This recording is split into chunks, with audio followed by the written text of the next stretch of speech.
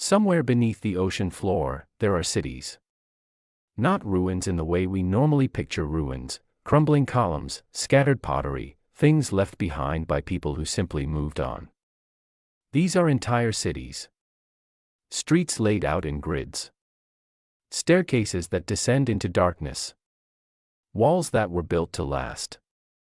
And they have been sitting at the bottom of the sea for 10,000 years, completely intact, completely ignored, and almost completely unexplained. And the reason that sentence doesn't appear in your history textbook is not because the evidence doesn't exist. It is because the evidence doesn't fit the story someone, a long time ago, decided to tell about the human race. Before we dive deeper, let us know in the comments where you're watching from. We'd love to hear from you, and don't forget to hit that subscribe button so you never miss any of our upcoming videos. My name doesn't matter. What matters is what you're about to hear. Because tonight, we are going to walk through the wreckage of empires that ruled this earth long before the civilizations that made it into your history class. We are going to meet the people who built them, understand what they knew, and then sit with the most uncomfortable question of all: if they were so advanced, so organized, so powerful, what happened to them? And more importantly, why does every single one of their disappearances follow the exact same pattern? That question is not rhetorical. By the time we reach the end of this story, you are going to see the answer clearly. And once you see it, you will not be able to unsee it. Let's begin.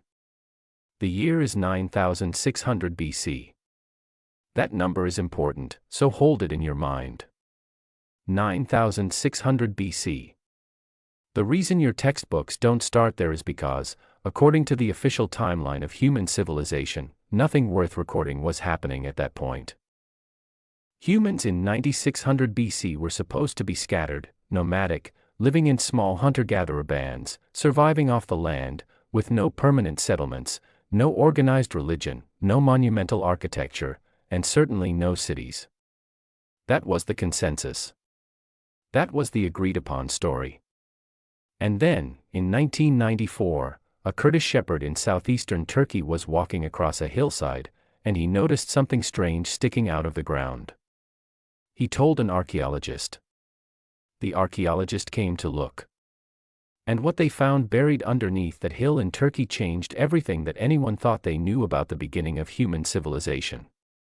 The site is called Göbekli Tepe. And what it contains is not just old. It is impossible, at least, impossible according to the story we were told. The stone pillars at Göbekli Tepe weigh up to 20 tons each. They are carved with sophisticated imagery, animals, abstract symbols, humanoid figures, and they were arranged into circular enclosures with a precision that staggers the imagination. Ancient mysteries, this achievement predates Stonehenge by over 6,000 years. The travel, 6,000 years. Let that number settle in your chest for a moment. The people who built Göbekli Tepe were working stone, organizing labor, expressing complex religious belief, and constructing monuments of enormous scale at a time when, according to every model of human development that existed before 1994, they should have had no capacity to do any of those things. What makes Göbekli Tepe extraordinary is that it predates agriculture, metal tools, and settled civilization.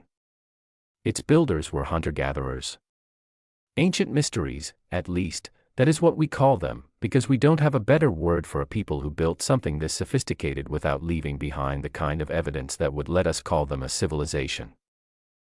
And here is the detail that stops most researchers in their tracks. Göbekli Tepe was carefully buried. Discover wild science, not by erosion. Not by time. Not by the slow accumulation of sand and sediment over millennia. The people who built it, or their descendants, or whoever came after them, filled it in deliberately. They took their monument, the most extraordinary thing their world had ever produced, and they covered it up. Layer by layer. Stone by stone. As if they were hiding it. As if they needed it to disappear. Archaeologists have confirmed this. The burial was intentional. And the question that raises, who buries a temple, and why, is one that mainstream archaeology has never fully answered. Göbekli Tepe no longer stands alone. Karahantepe, located 35 kilometers southeast, has yielded communal structures cut into bedrock, sculptural programs, pillars, benches, channels, and a settlement history that points to substantial organized labor in the early Neolithic. Medium, the region is full of these sites now. Archaeologists have named the entire landscape the Taz Tepeler, the Stone Hills. And every new excavation raises the same impossible question that the first one did: who were these people, and what happened to the civilization that produced them? Because here is the thing about Göbekli Tepe that nobody in polite academic company likes to say out loud. A site of this complexity, this scale, this sophistication, does not emerge from nothing. It is the product of accumulated knowledge. Generations of learning, building, refining, teaching. You do not wake up one morning as a nomadic hunter-gatherer and decide to haul 20-ton stones up a hillside and carve them with zoomorphic precision. That level of craft is institutional. It is inherited. Which means that before Göbekli Tepe, there was something else. Something that taught the people who built it how to do what they did. And whatever that something was, whatever civilization, whatever empire, whatever organized human society produced the knowledge that Göbekli Tepe expresses, it is gone. It is so thoroughly gone that we cannot find a single trace of it in the archaeological record. We can only see its shadow, cast forward in stone, on a hilltop in Turkey, waiting for a shepherd to stumble across it 11,000 years later. Now, we need to talk about water. Specifically, we need to talk about what water does to history. Because this is the mechanism. This is the explanation that ties together everything we are going to discuss tonight. And it is so simple, so plainly geological, that the fact it is not the centerpiece of every conversation about lost civilizations is its own kind of mystery.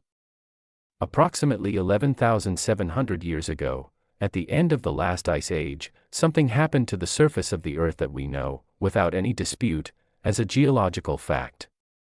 Global sea levels rose, dramatically, and in geological terms, rapidly. Coastlines that had supported human settlement for thousands of years were swallowed by the ocean, permanently. Curiosmos, we are talking about hundreds of feet of sea level rise. Entire landscapes, gone.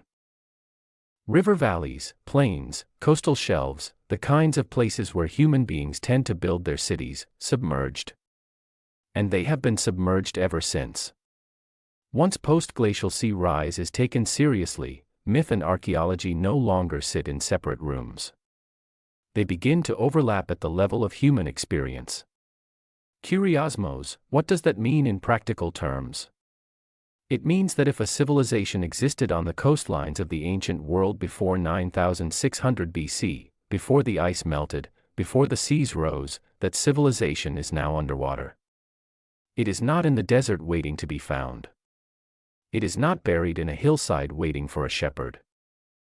It is sitting at the bottom of the ocean, in the dark, under hundreds of feet of seawater, and we have barely begun to look for it. But we have found some of it. Off the coast of Japan, near the island of Yonaguni, divers discovered something in 1986 that the academic world has been quietly arguing about ever since. Massive stone structures on the ocean floor. Terraced platforms. Carved angles. What appear to be steps. What appear to be walls. Running in straight lines at right angles to each other, in a way that running water and natural erosion simply do not produce. The Yonaguni Monument, as it is now called, sits at a depth that places its original formation above water during the last ice age, meaning that if it is man-made, it was built at a time consistent with a pre-flood civilization. Japanese geologist Masaaki Kimura spent years diving on the site and concluded that the formations were artificial, that human hands shaped them. Other researchers disagree, arguing for natural origin. The debate continues. But the debate itself is the point. Because on one side of that argument is the entire history of human civilization as we currently understand it. And on the other side is the ocean floor, covered in right angles. Off the coast of northwestern India, near the ancient city of Dwarka, divers have found submerged ruins that carbon date to roughly 7500 BC. The Gulf of Khumbat discovery, made in 2001, includes what appear to be walls, a granary, a bath, and a network of streets, submerged under 120 feet of water.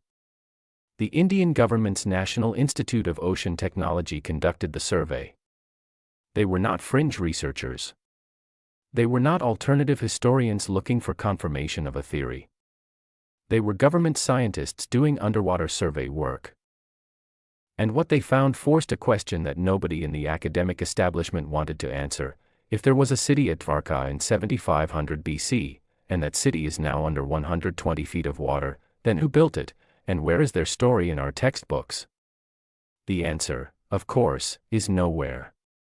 Because the textbooks were written before the divers went down. And the people who write textbooks are, by nature, conservative. They do not rewrite what is established on the basis of a single uncomfortable discovery. They wait. They debate. They demand more evidence. And meanwhile, the ruins sit on the ocean floor, and the story they tell remains officially untold. Every major ancient culture has a flood myth. Not a story about a flood, a memory of one. The Sumerians wrote about a man warned by the gods who built a vessel and survived the waters. The ancient Indians wrote about Manu. The Greeks wrote about Deucalion. The Aztecs recorded the legend of the four suns, four previous worlds, each destroyed. And the geographic spread of this memory, across cultures that had no contact with each other, is one of the most consistently ignored data points in the study of human civilization. Curiosmos. Now, some scholars argue that flood myths are universal because flooding is a universal human experience. Rivers overflow. Coastal storms surge. Local floods happen everywhere, and every culture has stories about them. That is a reasonable position. But it does not fully account for the specific character of these myths, the consistency of the detail. In nearly every flood tradition across the world, the flood is not local. It is total. It is the end of a world, not the flooding of a valley. And in nearly every tradition, there is a survivor, one man, one family, one small group, who escapes with the knowledge of what came before and carries it forward. That survivor always has a specific task. Not just to live, but to remember. To preserve. To transmit. As if the most important thing about the catastrophe was not the catastrophe itself, but the need to make sure that someone, somewhere, kept the knowledge alive until the world was ready to rebuild. That is not the shape of a local flood story. That is the shape of a civilization's last act. And the fact that it appears, in almost identical form, in Sumeria, in India, in Greece, in Mesoamerica, in West Africa, in China, in cultures separated by oceans and centuries, is either the most remarkable coincidence in the history of human storytelling, or it is a memory. A real memory. Of something that really happened. To a real civilization. That really existed. And really disappeared. The question is not whether they had a flood. The question is whether something was lost in it that we have never recovered. Let us travel now to the high Andes of Bolivia. To a place called Tiwanaku. Because what happened there is one of the most complete examples of civilizational erasure in the entire history of the human race, and almost nobody outside of archaeology knows the full story. Long before the Inca rose to power, a civilization bloomed on the edge of Lake Titicaca. Known as Tiwanaku, it began as a humble farming village in the Bolivian highlands and, by around 500 BCE, grew into a sprawling city-state that influenced much of the Andean world. Refractor, at its heart were temples. Enormous terraced platforms made from stones that were quarried miles away and transported to an altitude of nearly 13,000 feet above sea level, an environment so thin in oxygen that modern construction workers need supplemental breathing equipment just to do basic labor. The civilization controlled a vast region that stretched across parts of Peru, Bolivia, Chile, and Argentina. The collector, it was not a village. It was not a tribe. It was an empire. An organized, sophisticated, architecturally ambitious empire that built things which are still standing today, Despite 1,000 years of neglect, looting, and the deliberate destruction carried out by Spanish colonizers who used the stones of Tiwanaku to build their own churches. Skilled stoneworkers, the Tiwanaku were widely considered to be a precursor of the Inca Empire and one of the earliest examples of civilization in the Andes Mountains. People had first started to live in the region around 10,000 years ago. As many as 20,000 people came to reside in the area. They built a city at an altitude where most people struggle to breathe. They developed agricultural techniques, raised field systems called succucalas, that allowed them to farm in a landscape that should have been too cold, too barren, and too high to sustain large-scale food production. They built a calendar system. They engineered water channels. They produced art of remarkable sophistication. And they did all of this for over 1,000 years, in near-complete obscurity, while the civilizations we study in school, Greece, Rome, Mesopotamia, were doing their thing on the other side of the world. And then, around 1000 AD, their society collapsed sometime around 1000 CE and was a ruin by the time the Incas conquered the Andes in the 15th century. Newsweek, archaeological theories suggest that Tiwanaku collapsed because of a drought or environmental degradation. Other experts believe that both of these factors may have led to social tension and unrest, ultimately giving rise to a populist uprising. CNN, but here is what strikes you when you study the collapse of Tiwanaku carefully. The Inca, who came after them, claimed the ruins of Tiwanaku as sacred. They told stories about the site that described it as the place where the gods created humanity. They did not claim to understand it. They did not claim to have built it. They looked at the stones and said, something greater than us was here before us. And they were right. Archaeologists are unsure what language the Tiwanaku spoke, or if they have living descendants today. It is not even clear how their society functioned or whether they expanded through imperial conquest or by peaceful cultural hegemony. The collector, they left behind no decoded written language. No surviving oral tradition that can be directly traced to them. No clear ancestral line into any existing population. They were here. They built one of the great civilizations of the ancient Americas, and then they were gone. Not just gone. Forgotten. So thoroughly forgotten that the civilization that replaced them didn't know who they were. Only that they had been something extraordinary. Now we cross the Atlantic. We cross it going westward. And we go back in time to the 14th century. To the court of the wealthiest empire in the world at that moment, not Spain, not Portugal, not England. The Mali Empire in West Africa. Because the story that is about to unfold is one of the most extraordinary acts of individual courage in the history of human exploration.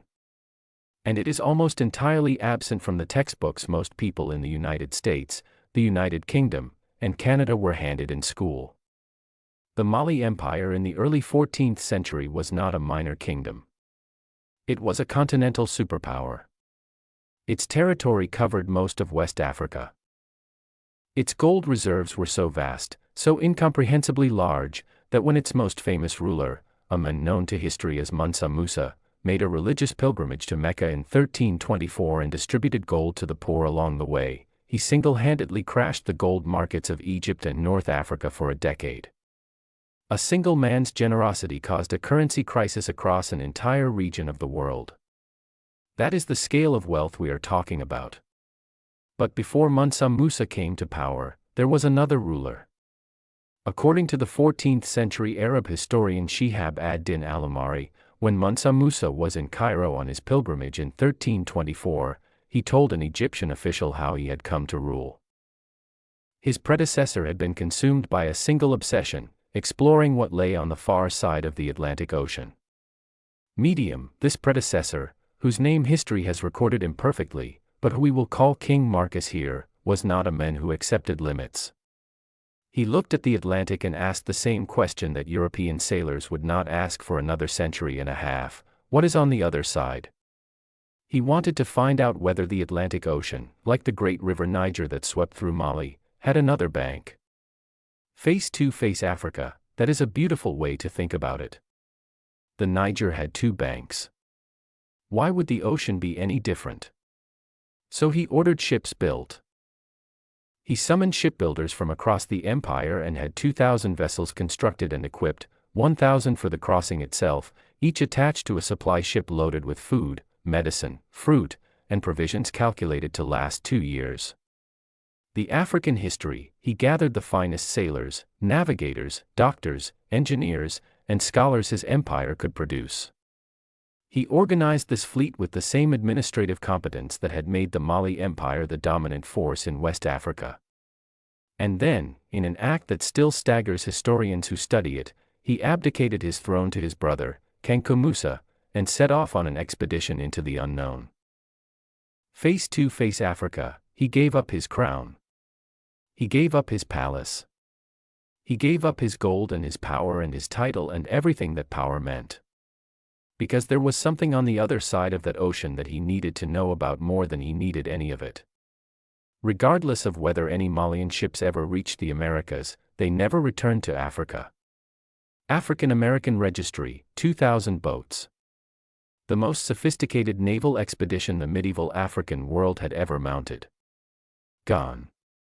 Every single one of them. And what Mansa Musa told that Egyptian official in Cairo was that when the fleet did not come back, he organized a second expedition. He sailed after his predecessor himself, or sent someone in his place. That fleet also did not return. And history moved on without them. The claim that they crossed the Atlantic and reached the Americas remains unproven and speculative. Until archaeological or documentary evidence surfaces, the idea must remain in the realm of possibility but not accepted history. Medium, but here is what we know for certain. A ruler of one of the greatest empires in the 14th century world sent 2,000 ships into the Atlantic Ocean. Not one of them came back. And the men who sent them, whose name should be as famous as Columbus, whose courage should be taught in every school, whose ambition should be celebrated alongside any European explorer, is known to almost no one in the English-speaking world. He disappeared from the history books the same way his fleet disappeared into the ocean. Without a trace. Without a proper accounting. Without the story his courage deserves. That is not an accident. Erasure on that scale is never an accident. Let us go further back. Much further. To a civilization that may be the most complete mystery in the entire archaeological record. A culture so advanced, so organized, so sophisticated, and so thoroughly vanished, that even the scholars who study it most closely cannot agree on what to call it, let alone explain what happened to it. The Indus Valley Civilization, also known as the Harappan Civilization, flourished between 2600 and 1900 BC in what is now Pakistan and northwest India. It boasted sprawling cities like Mohenjo-daro and Harappa, which were marvels of urban planning. The Harappans built multi-storied houses, intricate drainage systems, public baths, and grid-patterned streets. Their sanitation and water management systems rival those of modern cities, showing an understanding of hydraulics that was centuries ahead of its time. Ancient mysteries. Read that again slowly. Multi-storied houses. Grid-patterned streets. Public sanitation. Standardized drainage. In 2600 BC. At the same moment that Mesopotamia was building with mud brick, the Harappans were engineering cities with indoor water management systems so precise, so deliberately planned, that their basic infrastructure would not look out of place in a modern developing city. Their cities featured sophisticated drainage systems, standardized weights and measures, and remarkably uniform brick sizes across hundreds of settlements.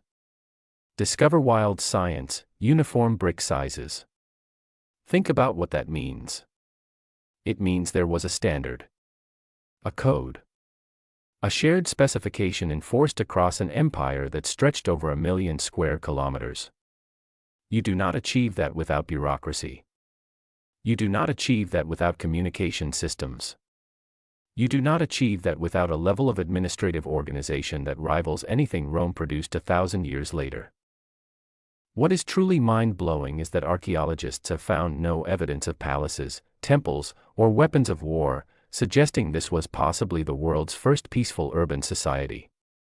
Discover wild science, no weapons of war. In the archaeological record of nearly every other ancient civilization, you find weapons. Swords, spears, arrowheads, fortifications. The physical evidence of conflict is almost universal in the record of human settlement. But in Mohenjo-Daro and Harappa, after decades of excavation covering hundreds of sites across the subcontinent, archaeologists have found almost none of it.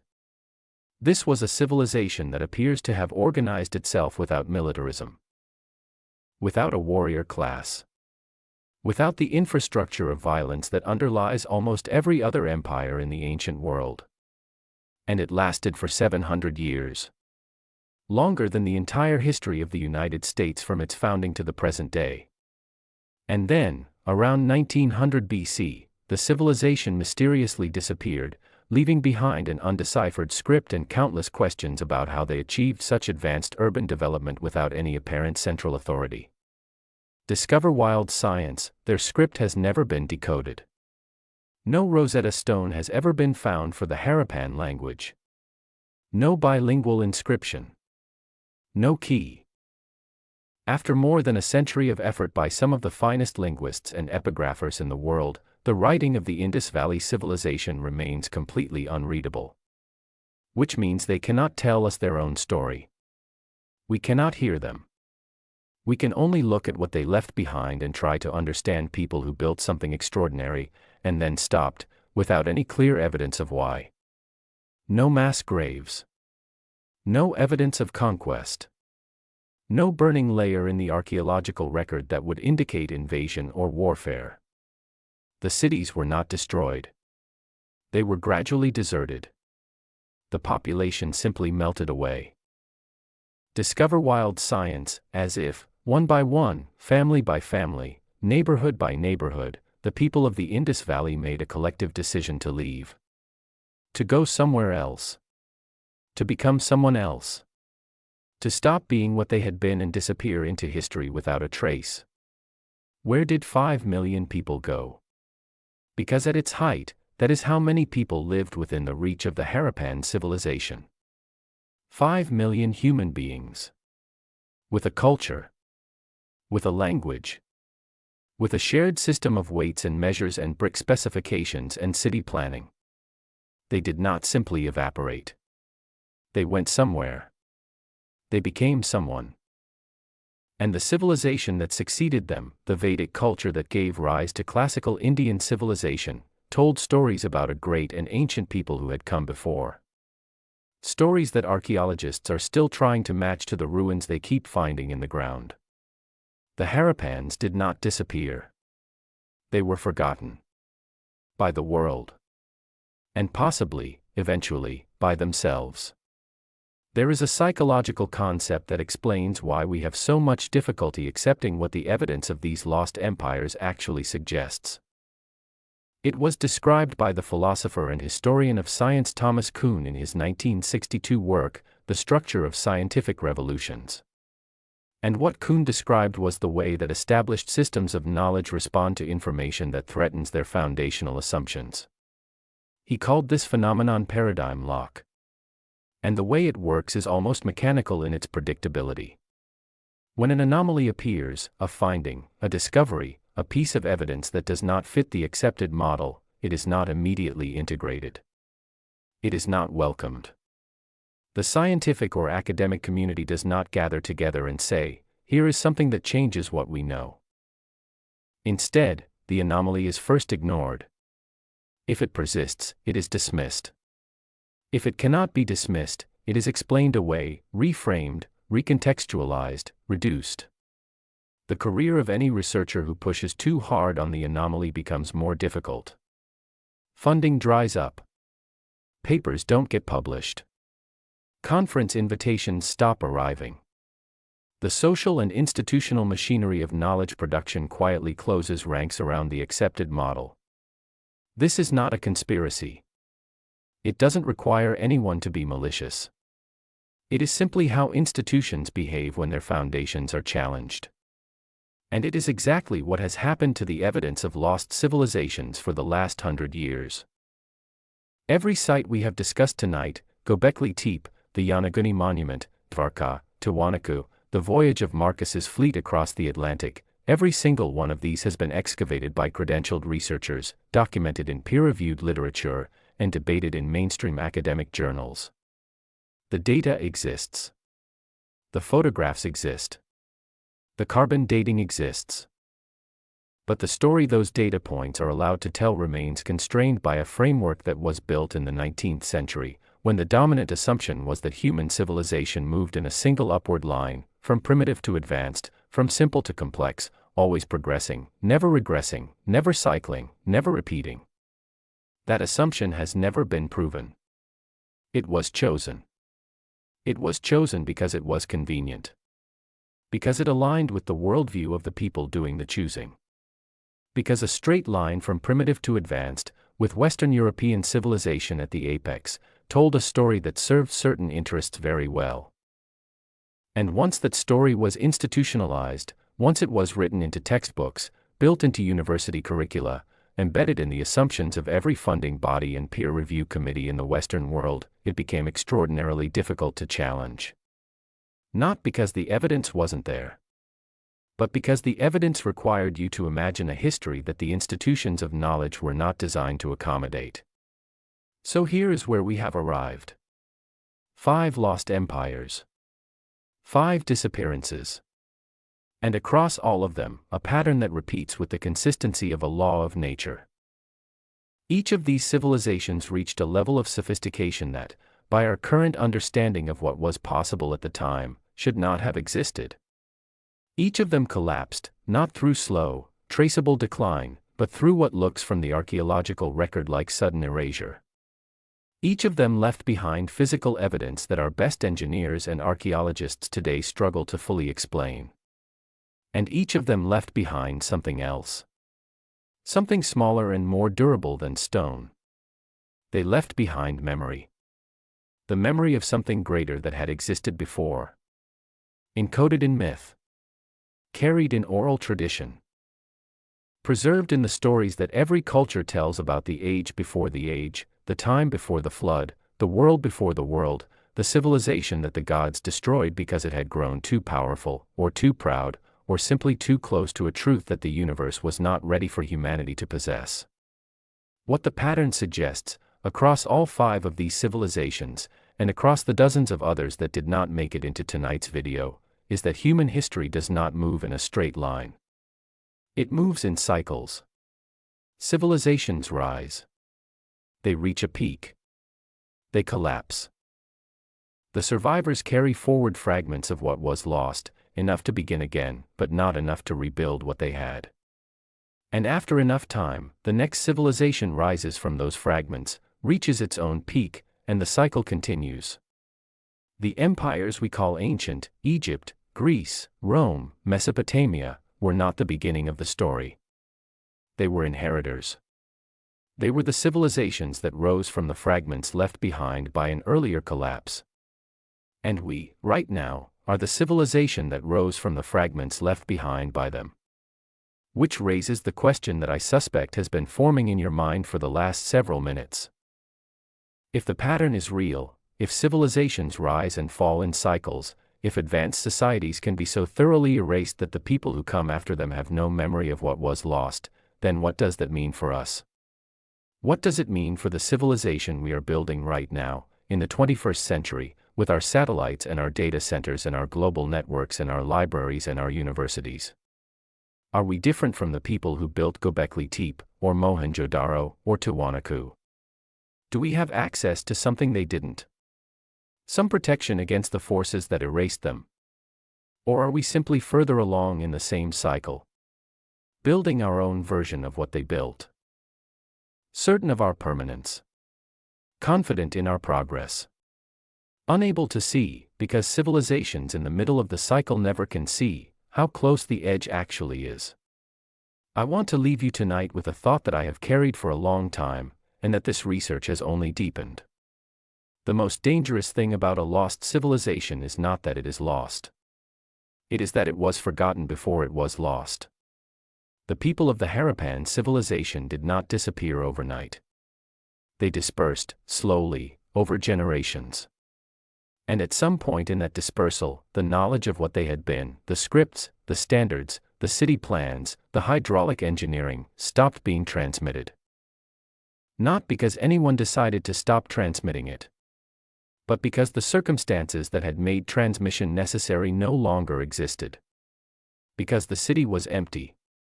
Because the teachers were gone. Because the students had other things to worry about: survival, movement, finding water, finding food. And so the knowledge died. Not with a catastrophe. With a quiet, gradual, completely ordinary failure to pass things on. That is the real mechanism of civilizational forgetting. Not fire. Not flood. Not conquest. Just the slow, invisible erosion of the conditions that make knowledge transfer possible. And once those conditions are gone, they are very hard to rebuild. Because you cannot transmit what you cannot remember. And you cannot remember what was never written down. And you cannot write down what no one taught you to write. The story of human civilization is still being written, one excavation at a time. Medium, and what those excavations keep telling us, over and over, in Turkey and Bolivia and India and Japan and the bottom of the Atlantic, is the same thing. That we have been here before. That we have built before. That we have reached before, reached for something extraordinary, something permanent, something that would outlast us, and that we have fallen before. And started again. And reached again. And fallen again. The pattern weavers of the ancient world did not leave us a warning. They left us something more honest than that. They left us a record. Stone, and myth, and memory, buried under hillsides and under oceans, waiting to be found. Not as a lesson about what not to do, but as proof that the doing was real. That the reaching was real. That the people were real, and they mattered, and they built something extraordinary, and they deserve to be remembered. That is why this channel exists. Not to celebrate what was lost, but to find the thread. To pull it. To follow it wherever it leads. Because somewhere in the pattern of what came before, there is something that speaks directly to who we are right now, in this moment, in this cycle. And if we can see it clearly enough, honestly enough, without the filters that institutional history places over our eyes, then maybe, just maybe, the next time someone stumbles across a stone sticking out of a hillside, the world will be ready to hear what it has to say. We find the patterns history tried to hide. And tonight, I believe you found one too. If this video made you think differently about history, about the story you were handed and whether it tells the whole truth, please subscribe. We have more threads to pull. More patterns to trace. More empires to recover from the silence they were buried in. You will not want to miss what is coming next. And leave your location in the comments below. Tell me where in the world you are watching from tonight. Because this conversation is happening across the United States, across the United Kingdom, across Canada, and beyond, and I want to know where you are as you take this in. Drop it below. And tell me, which of these lost empires hit you hardest tonight? Which one are you going to go and research on your own? That is the sign of a mind that is still open. And an open mind is the only thing that has ever changed the world.